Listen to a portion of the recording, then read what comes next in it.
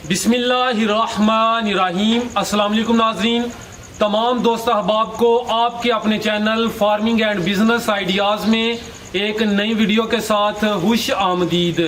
दोस्तों, आज की ये वीडियो बच्चा फार्मिंग के हवाले से है। आप मेरे पीछे देख सकते हैं माशाल्लाह काफ़ी बड़े बड़े खूबसूरत और प्यारे साहिवाल नस्ल के बछड़े मौजूद हैं। इस वक्त मेरे साथ मौजूद हैं जफर साहब।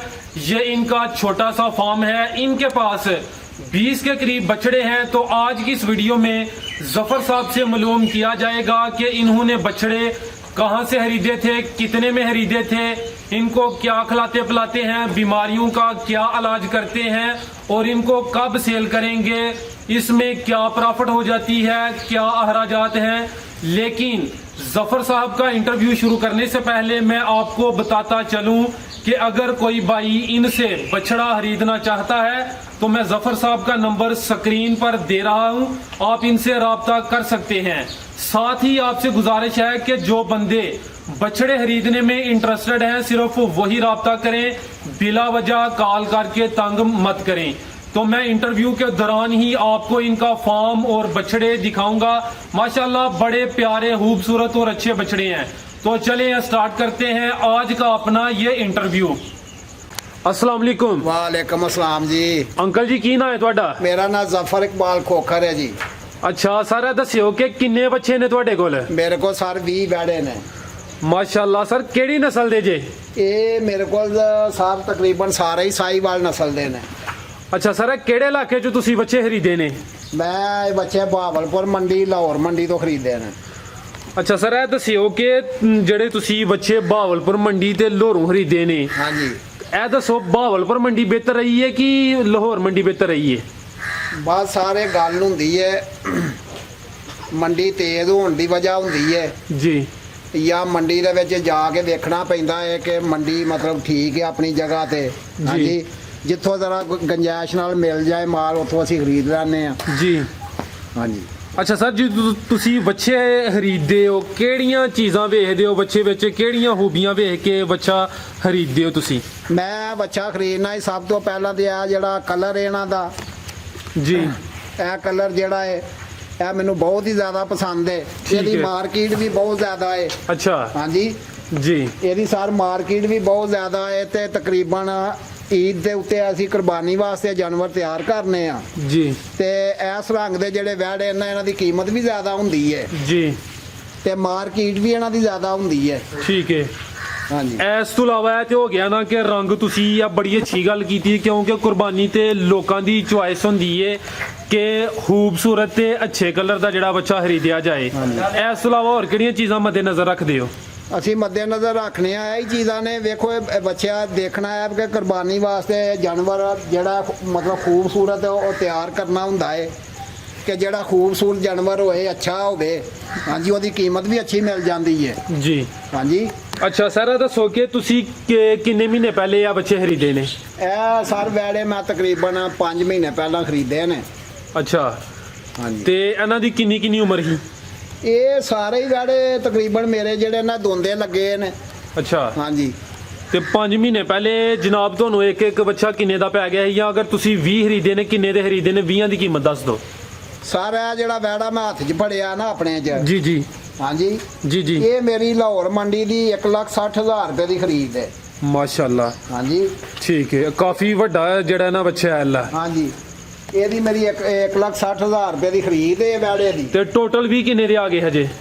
ਇਹ ਜੀ ਮੈਂ ਪਹਿਲਾਂ ਇਸ ਤਰ੍ਹਾਂ ਹੀ ਸਮਝ ਲਓ ਕਿ ਜਿਹੜੇ ਬਹਾਵਲਪੁਰ ਮੰਡੀ ਤੋਂ ਮੈਂ 14 ਵੈੜੇ ਖਰੀਦੇ ਸਨ, ਜੀ। ਉਹ ਮੈਨੂੰ ਪੈ ਗਏ ਸਨ ਤਕਰੀਬਨ ਕੋਈ 14 ਲੱਖ 'ਚ। ਅੱਛਾ। ਬਾਕੀ ਉਸ ਤੋਂ ਬਾਅਦ 6 ਵੈੜੇ ਮੈਂ ਖਰੀਦੇ ਸਨ ਲਾਹੌਰ ਮੰਡੀ 'ਚੋਂ, ਠੀਕ ਹੈ। ਉਹ ਪੈ ਗਏ ਸਨ ਮੈਨੂੰ ਤਕਰੀਬਨ 11 ਲੱਖ 'ਚ। ਅੱਛਾ। ਹਾਂਜੀ। ਅੱਛਾ ਸਰ, ਹੁਣ ਇਹ ਦੱਸਿਓ ਕਿ ਤੁਸੀਂ ਇਹਨਾਂ ਨੂੰ ਰੋਜ਼ਾਨਾ ਕੀ ਖਵਾਉਂਦੇ ਪਿਆਉਂਦੇ ਹੋ, ਸਵੇਰ ਤੋਂ ਲੈ ਕੇ ਨਾ ਸ਼ਾਮ ਤੱਕ ਦੀ ਰੁਟੀਨ ਦੱਸੋ। ਮੇਰੀ ਸਾਰ ਰੁਟੀਨ ਇਹ ਵੇ ਕਿ ਸਵੇਰ ਸਵੇਰੇ ਮੈਂ ਇਸ ਤਰ੍ਹਾਂ ਕਰਨਾ ਕਿ ਗੰਦਮ ਦਲੀਆ ਜੀ। ਇਹਨਾਂ 20 ਵੈੜਿਆਂ ਵਾਸਤੇ ਤਕਰੀਬਨ 30 ਕਿਲੋ ਦਲੀਆ ਅੱਛਾ। ਤੇ 60 ਕਿਲੋ ਵੰਡਾ ਮਸਣ ਫੀਡ ਜਿਹਨੂੰ ਕਿਹਾ ਜਾਂਦਾ ਹੈ ਜੀ। ਸਦਾ ਬਹਾਰ ਵੰਡਾ ਮੈਂ ਖਰੀਦ ਰਿਹਾ ਵਾਂ ਮੈਂ ਇੱਕ ਕੰਪਨੀ ਕੋਲੋਂ। ਅੱਛਾ।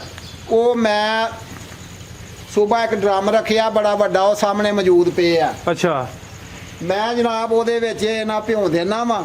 ਠੀਕ ਹੈ। ਸ਼ਾਮ ਨੂੰ ਪਹਿਲਾਂ ਮੈਂ ਤੂੜੀ ਪਾਣੀ ਹੁੰਦੀ ਹੈ, ਅੱਛਾ ਤੂੜੀ ਦੇ ਉੱਤੇ ਵੰਡਾ ਪਾਣਾ ਹੁੰਦਾ। ਠੀਕ ਹੈ। ਜਦੋਂ ਵੰਡਾ ਵੈੜੇ ਖਾ ਲੈਂਦੇ ਨੇ, ਤੂੜੀ ਖਾ ਲੈਂਦੇ ਨੇ, ਉਸ ਤੋਂ ਬਾਅਦ ਫਿਰ ਮੈਂ ਜਵਾਰ ਪਾਣਾ ਇਹਨਾਂ ਨੂੰ। ਜਵਾਰ ਕਿੰਨੀ ਪਾਉਂਦੇ ਉਹਨਾਂ ਨੂੰ? ਇਹਨਾਂ ਨੂੰ ਜਵਾਰ ਮੈਂ ਤਕਰੀਬਨ ਰੋਜ਼ਾਨਾ ਕੋਈ ਤਕਰੀਬਨ 20 ਮਣ। ਇਹ ਰੋਜ਼ਾਨਾ 20 ਮਣ ਜਵਾਰ? ਹਾਂਜੀ 20 ਮਣ। ਅੱਛਾ ਇਹ ਜਿਹੜਾ ਹੱਥ 'ਚ ਮੈਂ ਵੈੜਾ ਫੜਿਆ ਏ, ਅੱਛਾ ਇਹਨੂੰ ਮੈਂ 5 ਕਿਲੋ ਡੇਲੀ ਦੁੱਧ ਵੀ ਪਿਆ ਰਿਹਾ ਵਾਂ। ਮਾਸ਼ਾਅੱਲਾ ਜ਼ਬਰਦਸਤ। ਹਾਂਜੀ। ਅੱਛਾ ਸਰ, ਇਹ ਦੱਸੋ ਕਿ ਤੁਹਾਡਾ ਰੋਜ਼ਾਨਾ ਦਾ 20 ਜਾਨਵਰਾਂ ਤੇ ਕਿੰਨਾ ਖਰਚਾ ਆਈ ਜਾਂਦਾ? ਵੰਡੇ ਦਾ, ਚਾਰੇ ਦਾ, ਮਜ਼ਦੂਰੀ ਵਗੈਰਾ ਸਭ ਮਹੀਨੇ ਦਾ ਅੰਦਾਜ਼ਾ ਦੱਸ ਦੋ ਜਾਂ ਰੋਜ਼ਾਨਾ ਦੇਖੋ ਦਾ? ਜੀ, ਪਹਿਲੀ ਤੇ ਗੱਲ ਇਹ ਵੇ ਕਿ ਮੇਰੇ ਬੇਟੇ ਮਿਹਨਤ ਕਰਦੇ ਨੇ, ਅੱਛਾ ਤੇ ਤਕਰੀਬਨ ਮੇਰਾ ਖਿਆਲ ਹੈ ਕਿ ਰੋਜ਼ਾਨਾ ਦਾ ਮੇਰਾ ਸਾਰਾ ਖਰਚਾ ਜਿਹੜਾ ਨਾ ਇਹਨਾਂ 20 ਵੈੜਿਆਂ ਤੇ 10,000 ਰੁਪਇਆ ਮਸਟ ਆ ਰਿਹਾ। ਅੱਛਾ ਸਰ, ਇਹ ਦੱਸਿਓ ਕਿ 20 ਜਿਹੜੇ ਬੱਚੇ ਨੇ ਇਹਨਾਂ ਨੂੰ ਕਿੰਨੇ ਬੰਦੇ ਸੰਭਾਲਦੇ ਨੇ? ਤੁਹਾਡੇ ਬੇਟੇ ਵੀ ਨੇ ਮਾਸ਼ਾਅੱਲਾ, ਕਿੰਨੇ ਬੇਟੇ ਤੇ ਕਿੰਨੇ ਮੁਲਾਜ਼ਮ ਜੇ? ਤਕਰੀਬਨ 3 ਮੇਰੇ ਬੇਟੇ ਨੇ ਜੀ। ਬੇਟੇ ਹੀ ਨੇ ਤਕਰੀਬਨ, ਮੈਂ ਮੁਲਾਜ਼ਮ ਰੱਖਿਆ ਹੀ ਕੋਈ ਨਹੀਂ, ਆਪ ਹੀ ਮਿਹਨਤ ਕਰੀਦੀ ਹੈ। ਅੱਛਾ ਸਰ, ਇਹ ਬੜਾ ਅੱਛਾ ਕੀਤਾ ਤੁਸੀਂ। ਮੁਲਾਜ਼ਮ ਨਾ ਰੱਖਣ ਦੀ ਕੀ ਵਜ੍ਹਾ ਹੈ? ਵੇਖੋ ਜੀ, ਆ ਸਾਡਾ ਆਪਣਾ ਕਾਰੋਬਾਰ ਹੈ, ਇਹ ਫਾਰਮ ਅਸੀਂ ਤਿਆਰ ਕਰ ਰਹੇ ਹਾਂ ਆਪਣਾ, ਜੀ। ਆਪਣੀ ਮਿਹਨਤ ਦੇ ਨਾਲ। ਤੇ ਮੁਲਾਜ਼ਮ ਦਾ ਇਹ ਹੁੰਦਾ ਹੈ ਕਿ ਅਸੀਂ ਮੁਲਾਜ਼ਮ ਦੇ ਉੱਤੇ ਕੰਮ ਨਹੀਂ ਛੱਡਦੇ। ਮੁਲਾਜ਼ਮ ਦੀ ਮਰਜ਼ੀ ਹੈ ਕਿ ਉਹ ਸਹੀ ਤਰੀਕੇ ਨਾਲ ਖੁਰਾਕ ਦੇ ਸਕੇ ਜਾਂ ਨਾ ਦੇ ਸਕੇ। ਜਦੋਂ ਅਸੀਂ ਆਪਣੀ ਮਿਹਨਤ ਨਾਲ, ਆਪਣੇ ਹੱਥਾਂ ਨਾਲ ਸਭ ਕੁਝ ਕਰਨੇ ਆ ਤਾਂ ਸਾਨੂੰ ਫਿਰ ਇਤਮਾਦ ਹੁੰਦਾ ਕਿ ਅਸੀਂ ਵੈੜਿਆਂ ਨੂੰ ਇਹ ਕੁਝ ਪਾਇਆ ਹੈ, ਤੇ ਉਹਦੇ ਨਾਲ ਸਾਨੂੰ ਤਸੱਲੀ ਹੋ ਜਾਂਦੀ ਹੈ। ਅੱਛਾ ਸਰ, ਇਹਨਾਂ ਨੂੰ ਰੋਜ਼ਾਨਾ ਪਾਣੀ ਕਿੰਨੀ ਦਫਾ ਪਿਲਾਉਂਦੇ ਹੋ? ਪਾਣੀ ਤਾਂ ਵਕਫੇ ਨਾਲ ਪੀਂਦੇ ਹੀ ਰਹਿੰਦੇ ਨੇ। ਤਕਰੀਬਨ ਜਿਹੜਾ ਤੂੜੀ ਦੇ ਵਿੱਚ ਮੈਂ ਵੰਡਾ ਇਸਤੇਮਾਲ ਕਰਨਾ, ਉਸ ਵੰਡੇ ਦੇ ਵਿੱਚ ਤਕਰੀਬਨ ਇਹ 200 ਕਿਲੋ ਪਾਣੀ ਤੇ ਇਹਦੇ ਵਿੱਚ ਹੀ ਹੁੰਦਾ ਜੀ, ਜਿਹੜਾ ਇਹ ਮਤਲਬ ਉਹ ਵੰਡੇ ਦੇ ਵਿੱਚ ਹੀ ਖਾ ਰਹੇ ਨੇ। ਉਸ ਤੋਂ ਬਾਅਦ ਇਹਨਾਂ ਦੀ ਮਰਜ਼ੀ ਹੈ, ਉਹ ਬਣਾਇਆ ਸਾਹਮਣੇ, ਇਹਨਾਂ ਦੀ ਮਰਜ਼ੀ ਹੈ। ਇੱਕ ਬੰਦੇ ਦੀ ਸਪੈਸ਼ਲ ਡਿਊਟੀ ਹੈ ਕਿ ਉਹ ਖੋਲ ਕੇ ਤੇ ਪਾਣੀ ਦੇ ਕਰੀਬ ਖੜਦਾ 3-4 ਦਫਾ। ਇਹਨਾਂ ਦੀ ਮਰਜ਼ੀ ਹੈ ਕੋਈ ਪੀਵੇ ਨਾ ਪੀਵੇ। ਅੱਛਾ ਸਰ, ਇਹ ਦੱਸੋ ਕਿ ਅਗਰ ਕੋਈ ਬੰਦਾ ਇਹ ਬੱਚਿਆਂ ਨੂੰ ਸਿਰਫ ਤੂੜੀ ਵੰਡਾ ਪਾਉਂਦਾ ਹੈ, ਸਬਜ਼ ਚਾਰਾ ਨਹੀਂ ਪਾਉਂਦਾ, ਤੇ ਸਿਰਫ ਤੂੜੀ ਤੇ ਵੰਡੇ ਤੇ ਇਨਹਿਸਾਰ ਕਰਨਾ ਇਹਨਾਂ ਵਾਸਤੇ ਫਾਇਦਾਮੰਦ ਹੈ ਕਿ ਕੋਈ ਨੁਕਸਾਨਦੇਹ? ਨਹੀਂ, ਬਹੁਤ ਫਾਇਦੇਮੰਦ ਹੈ। ਅਸਲ ਖੁਰਾਕ ਜਿਹੜੀ ਇਹਨਾਂ ਦੀ ਉਹ ਹੈ ਹੀ ਤੂੜੀ ਵੰਡਾ। ਤੇ ਤੁਸੀਂ ਸਬਜ਼ ਚਾਰਾ ਵੀ ਇਸਤੇਮਾਲ ਕਰਦੇ ਹੋ? ਹਾਂਜੀ, ਅਸੀਂ ਆਪਣੀ ਮਰਜ਼ੀ ਨਾਲ ਇਸਤੇਮਾਲ ਕਰਨੇ ਆ। ਅਸਲ ਖੁਰਾਕ ਜਿਹੜੀ ਇਹਨਾਂ ਦੀ ਤੂੜੀ ਵੰਡਾਈ ਹੈ, ਉਹਦੇ ਨਾਲ ਹੀ ਬਣਦੇ ਨੇ। ਅੱਛਾ ਸਰ, ਇਹ ਦੱਸਿਓ ਕਿ ਇਹ ਜਿਹੜਾ ਸ਼ੈੱਡ ਹੈ ਤੁਹਾਡਾ, ਹਾਂਜੀ। ਪੂਰੇ ਫਾਰਮ ਦਾ ਕਿੰਨਾ ਟੋਟਲ ਏਰੀਆ ਤੁਹਾਡਾ, ਤੇ ਇਹ ਜਿਹੜਾ ਛਤਿਆ ਜਗ੍ਹਾ ਹੈ ਕਿੰਨੀ ਹੈ? ਇਹ ਤਕਰੀਬਨ ਸਾਰਾ ਹੈ ਤਕਰੀਬਨ 2.5 ਕਨਾਲ। ਤੇ ਇਹ ਜਿਹੜਾ ਸਰ ਸ਼ੈੱਡ ਬਣਾਇਆ ਹੈ ਜਿਹਦੇ ਵਿੱਚ ਤੁਸੀਂ ਆ ਬੱਚੇ ਕੁਛ ਅੰਦਰ ਵੀ ਮੌਜੂਦ ਨੇ, ਨਜ਼ਰ ਆ ਰਹੇ ਨੇ, ਹਾਂਜੀ। ਤੇ ਇਹ ਕਿੰਨੀ ਜਗ੍ਹਾ ਹੈ? ਇਹ ਜਗ੍ਹਾ ਜੀ ਦੇਖੋ ਜੀ, ਇੱਕ ਹਾਲ ਬਣਾਇਆ ਅਸੀਂ ਜੀ। ਜਿਹਦੀ 60 ਫੁੱਟ ਲੰਬਾਈ ਹੈ। ਅੱਛਾ 60 ਫੁੱਟ ਇਹਦੀ ਲੰਬਾਈ ਹੈ ਤੇ ਇਹਦੀ ਨਾ ਤਕਰੀਬਨ 20 ਫੁੱਟ ਚੌੜਾਈ ਹੈ। ਅੱਛਾ ਇਹਦੇ ਵਿੱਚ ਮੇਰੇ 30 ਵੈੜੇ ਆ ਸਕਦੇ ਨੇ। ਅੱਛਾ, ਤੁਹਾਡੇ ਕੋਲ ਵੈਸੇ 20 ਨੇ ਤੇ 10 ਵੈੜੇ ਹੋਰ ਆ ਸਕਦੇ ਨੇ? ਹਾਂਜੀ, ਆ ਸਕਦੇ ਨੇ। ਤੇ ਇਹਨਾਂ ਨੂੰ ਬਾਹਰ ਕੱਚੀ ਜਗ੍ਹਾ ਤੇ ਬਾਜ਼ੂਕਾਤ ਬੰਨ੍ਹਦੇ ਹੋ ਕਿ ਨਹੀਂ? ਹਾਂਜੀ, ਬਿਲਕੁਲ ਕੱਚੀ ਜਗ੍ਹਾ ਤੇ ਬੰਨ੍ਹਦੇ ਆ। ਇੱਥੋਂ ਅਸੀਂ ਫਾਰਗ ਕਰਕੇ ਨਾ ਇਹਨਾਂ ਨੂੰ ਜਦੋਂ ਇਹਨਾਂ ਨੇ ਖੁਰਾਕ ਲੈ ਲੈਣੀ ਹੈ ਜੀ, ਇਹਨਾਂ ਨੇ ਬਾਹਰ ਕੱਚੀ ਜਗ੍ਹਾ ਤੇ ਹੀ ਹੋਣਾ। ਅੱਛਾ ਸਰ, ਇਹ ਦੱਸਿਓ ਕਿ ਬੱਚਿਆਂ ਨੂੰ ਨਵਾਲਦੇ ਵੀ ਹੋ? ਹਾਂਜੀ ਹਾਂਜੀ, ਬਿਲਕੁਲ ਨਵਾਲੀ ਦਾ ਵੀ ਹੈ ਜੀ।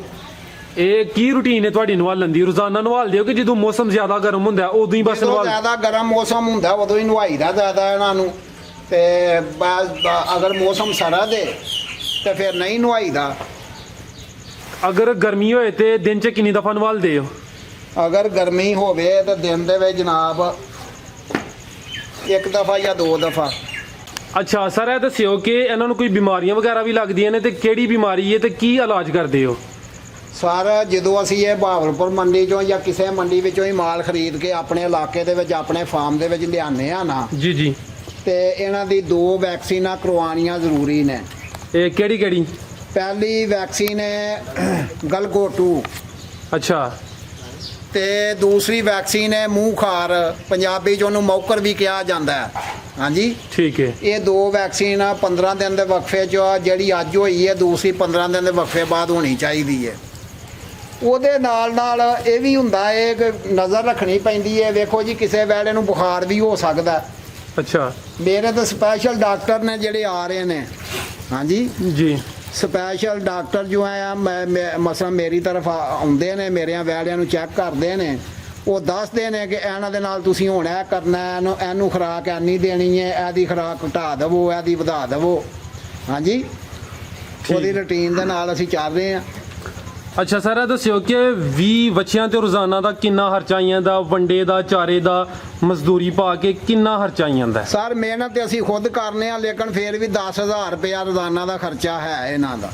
ਅੱਛਾ ਸਰ, ਹੁਣ ਇਹ ਦੱਸਿਓ ਕਿ ਇਹ ਸਵਾਲ ਬੜਾ ਅਹਿਮ ਜੇ ਤੁਸੀਂ ਮਾਸ਼ਾਅੱਲਾ ਇੰਨੀ ਜ਼ਿਆਦਾ ਇਨਵੈਸਟਮੈਂਟ ਕੀਤੀ ਏ, ਕੋਈ 20-25 ਲੱਖ ਦੇ ਬੱਚੇ ਨੇ, 14 ਲੱਖ ਇੱਕ ਦੱਸਿਆ ਤੇ 11 ਲੱਖ ਇੱਕ, 25 ਲੱਖ ਦੇ ਤੁਹਾਡੇ ਬੱਚੇ ਨੇ ਜੀ।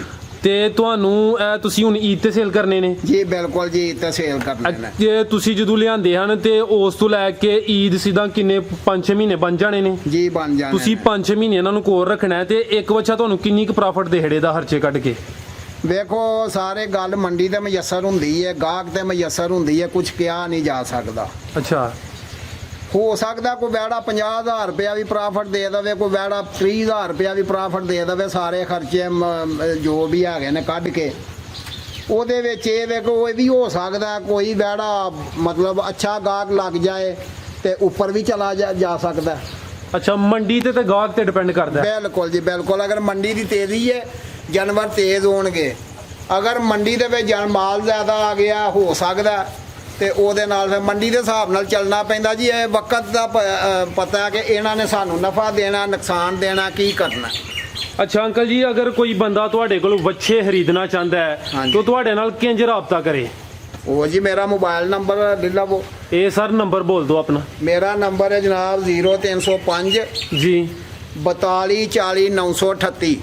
0305 42 40 938। ਹਾਂਜੀ ਜ਼ਫਰ ਖੋਖਰ ਮੇਰਾ ਨਾਮ ਹੈ ਜੀ। ਪਿੰਡ ਮੇਰਾ ਭੁੱਲਰ ਬੂਟਾ ਸਿੰਘ ਹੈ, ਤਹਿਸੀਲ ਡਸਕਾ, ਜ਼ਿਲ੍ਹਾ ਸਿਆਲਕੋਟ ਹੈ। ਹਾਂਜੀ। ਅੱਛਾ ਸਰ, ਤੁਸੀਂ ਹੁਣ ਆਖਰੀ ਸਵਾਲ ਦਾ ਜਵਾਬ ਦੇ ਹੜੋ ਕਿ ਅਗਰ ਕੋਈ ਬੰਦਾ ਵੱਛਿਆਂ ਦਾ ਕੰਮ ਸ਼ੁਰੂ ਕਰਨਾ ਚਾਹੁੰਦਾ ਹੈ ਤੇ ਤੁਹਾਡਾ ਉਹਨੂੰ ਕੀ ਮਸ਼ਵਰਾ ਹੈ? ਮੇਰਾ ਉਸ ਬੰਦੇ ਨੂੰ ਇਹ ਮਸ਼ਵਰਾ ਹੈ ਕਿ ਉਹ ਛੋਟੇ ਤੋਂ ਛੋਟਾ ਜਾਨਵਰ ਖਰੀਦੇ। ਅਗਰ ਉਹਦਾ ਫਾਰਮ ਆ, ਜਗ੍ਹਾ ਆਪਣੀ ਹੈ, ਜ਼ਮੀਨ ਆਪਣੀ ਹੈ ਚਾਰੇ ਵਾਸਤੇ, ਤੇ ਉਹ ਛੋਟਾ ਜਾਨਵਰ ਖਰੀਦੇ ਤੇ ਉਹਦੇ ਤੇ ਮਿਹਨਤ ਕਰੇ। ਵੇਖੋ ਜੀ ਅਗਰ ਉਹ 50,000 ਦਾ ਜਾਨਵਰ ਖਰੀਦਦਾ, 5-7 ਮਹੀਨੇ ਸੇਵਾ ਉਹਦੀ ਕਰਦਾ ਅੱਛੇ ਤਰੀਕੇ ਨਾਲ, ਤੇ ਉਹਦਾ ਜਾਨਵਰ ਜਿਹੜਾ 2 ਲੱਖ ਰੁਪਏ ਦਾ ਜਾ ਸਕਦਾ। ਮਾਸ਼ਾਅੱਲਾ ਸਰ, ਤੁਹਾਡਾ ਬਹੁਤ ਬਹੁਤ ਸ਼ੁਕਰੀਆ। ਤੁਸੀਂ ਆਪਣਾ ਕੀਮਤੀ ਵਕਤ ਤੇ ਕੀਮਤੀ ਮਾਲੂਮਾਤ ਸਾਡੇ ਨਾਜ਼ਰੀਨ ਨਾਲ ਸ਼ੇਅਰ ਕੀਤੀਆਂ। ਬਹੁਤ ਸ਼ੁਕਰੀਆ। ਅੱਲਾ ਹਾਫਿਜ਼।